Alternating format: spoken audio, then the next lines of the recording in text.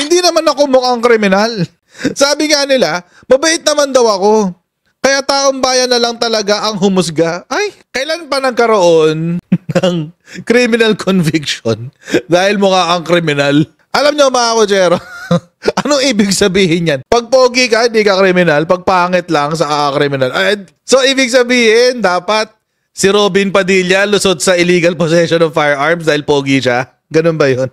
Kung kapugian lang pala ang basihan kung ang tao ay kriminal o hindi, o di pasok na pasok pala si Digong. Swak!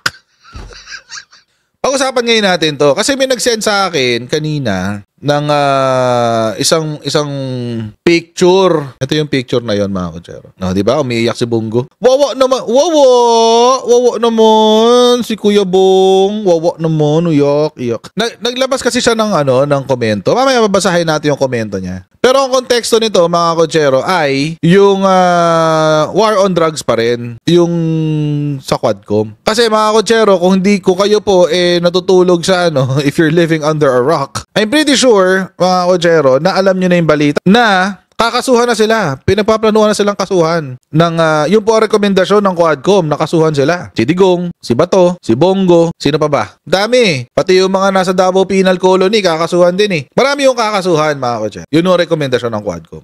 Nagsalita itong Bongo related sa EJK at sa war on drugs. Related ho yun dyan. Kasi finally, meron po tayong gobyerno na handang papanagutin ang mga Duterte sa kanilang krimen. Meron po tayong gobyerno na handang papanagutin ang mga nagkakasala sa bansa. Kahit na ibig sabihin nito, may mga taong malalakas, may impluwensya na kailangan banggain. Pero bago tayo pumunta dyan, natawa ako dito, meron kasing may nag-share din sa akin ng picture.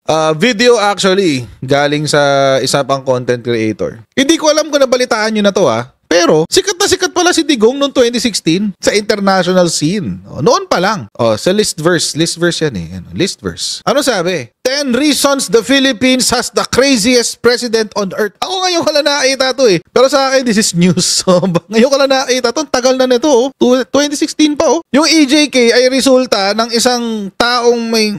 si Sarah. Eto ngayon, ayan, number 3.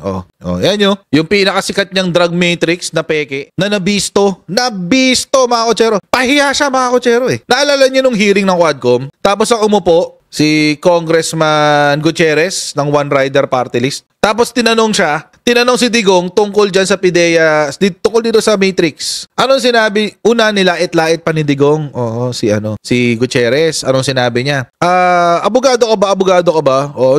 Maiintindihan mo ako dito, panyero. Ganyan, gumaganon-ganon pa siya. Tapos, nung tinanong na siya ni Congressman Gutierrez, tinanong niya kung sino ang nag-validate nitong drug matrix na yan. Paano ba nila na-authenticate at na-validate yung laman ng drug matrix na yan? Anong sinabi ni Digong? PIDEA, tsaka PNP. It is a combined effort of the PIDEA and PNP. Nandoon si PIDEA. Andoon si PIDEA sa hearing. Anong tinanong si PIDEA? PIDEA, ito po ba ay vinalidate nyo? Wala ho kaming pinapadala sa presidente na drug matrix. Laglag. Tapos, ang boxing. Ano nang ginawa ni Digong? Wala na, nagtantrums na siya doon. Tantrums para hindi na mabalikan yung usapan. Ano nang ginawa niya pagkatapos? Wala na, nambastos na lang siya. Usual, typical Duterte. Pag naiipit, mang-insulto. Ngayon, etong drug matrix na to, mga kutsero, ang pinagbasihan ng drug war. Ang sagwa, di ba? Walang basihan na ayon sa batas. Kung sino lang ang trip nilang ilagay dyan, ilalagay nila. Meron pa no? He promised to pardon himself for murder. Number 1. Ito pa yung pinakamatindi. He has already promised to issue 1,000 pardons a day to police charged with brutality and human rights abuses. So ito ngayon, mga kutsero, ito yung punto ng kaso laban kay Duterte, kay Bongo, at kay Bato de la Rosa at sa iba pa. This is an institutional slaughter of Filipinos. Sabihin na natin, mga kutsero, na sila ay mga drug pusher. Sabihin natin totoo. Meron tayong batas na dapat ginagalang. Pag ikaw ay nasa ilihitimong engkwentro, walang problema. Bumunot ng baril, disarmahan mo. Kung kaya mong disarmahan mo. Kung wala ka na na talagang choice at ang buhay mo na ang nakataya, o sige, walang problema, mapapatawad dyan, madja-justify naman yan eh. Basta sumunod ka sa protocols. Siyempre, walang problema dun. Basta sumunod ka sa protocols. Hindi yung basta-basta, pulis ako. Line of duty, criminal ka, di ba? Pak. Hindi ganun. Walang ganun. Nag-i-issue ka ng valid na warrant of arrest, halimbawa. Bigla kang binunutan, papatayin ka. Anong gagawin mo? Nga ka? Mag-i-issue ka ng warrant of arrest? Yun, pwede yun. Sige, madja-justify mo yun. Kung wala namang warrant. Tapos, nung mag-i-issue ka ng warrant of arrest, hindi naman lumaban, taas kamay. Sige, suko ako, walang problema. Tapos, pak. Asan ang hustisya dun? Paano may justify yun? Nag-i-issue kami ng warrant of arrest, bigla kami pinaputukan. Paano papuputukan? Nakataas kamay. Ano yun? Pataas? Pataas ang putok? Pak. Ano? Sino ang nag-execute? Si Bongo, tsaka si Bato. Ito ho yung tinatawag nating crimes against humanity. Yun ho ikakaso sa kanya. Pero ito yung talaga yung pinaka nakakatawa sa mga statement na lumabas. Yung kay Bongo, hinahanap ko yung video, hindi ko makita. Ito kasi sinabi niya. Since yan ang rekomendasyon ng Quadcom, then we leave it up to the Philippine courts to decide if ever cases are filed. Ang nakakapagtaka lang sa Quadcom, sila mismo ang nagsabi na huwag idamay ang walang kinalaman. Pero ngayon, parang lahat ng nabanggit sa mga hearing nila, kahit hearsay o walang katibayan, idinamay na naman nila. Hindi naman ako mukhang kriminal. Sabi nga nila, mabait naman daw ako. Kaya taong bayan na lang talaga ang humusga. Ay, sorry ha. Hindi ko naisip. Ito talaga yung kalidad ng mga senador basta galing sa Duterte camp eh. Kailan pa nagkaroon ng criminal conviction dahil mukha kang kriminal? Kailan pa nagkaroon ng ganun? Bongo, lap trip ka talaga. Bobo mo eh. Bunggok ka talaga eh. Bunggok. Kailan pa nakulong? Alam nyo mga kutsero, anong ibig sabihin yan? Pag pogi ka, hindi ka kriminal. Pag pangit lang, sa kriminal. So, ibig sabihin, dapat si Robin Padilla lusot sa illegal possession of firearms dahil pogi siya. Ganun ba yun? Nakulong yun. Illegal possession of firearms. So, dapat pala hindi siya nakulong. There is a miscarriage of justice. Walang hustisya ang pagkakakulong ni Robin Padilla. Bakit ho, Your Honor? Kasi pogi siya eh. Kung kapugian lang pala ang basehan kung ang tao ay kriminal o hindi, o di pasok na pasok pala si Digo. Swak! Huwag na tayo mag-hearing. Ang tanging depensa na lang ng DOJ, mga kotsero, simple lang. Si Duterte ay guilty. Bakit? Mukha siyang kriminal eh. Kung ang basehan ng pagiging kriminal ay sa mukha lang, o pasok na rin si Bato. Diyos ko. My goodness. Gamit ang utak.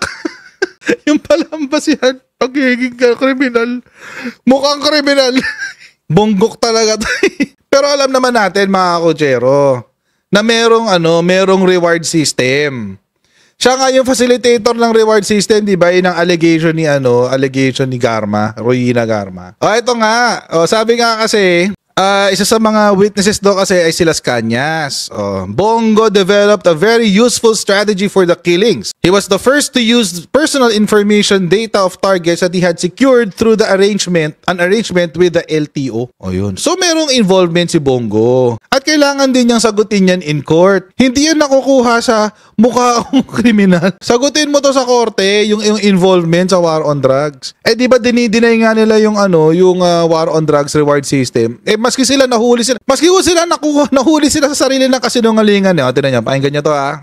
Wala pong reward system na sinasabi nila ngayon. Masyado pong baseless accusation po ito. 3 milyong piso. Yan ang papuyang ibibigay ng Administrasyong Duterte sa mga makakahuli o makakapatay sa high-profile drug lords. May patong din sa ulo ang alipores na drug lord.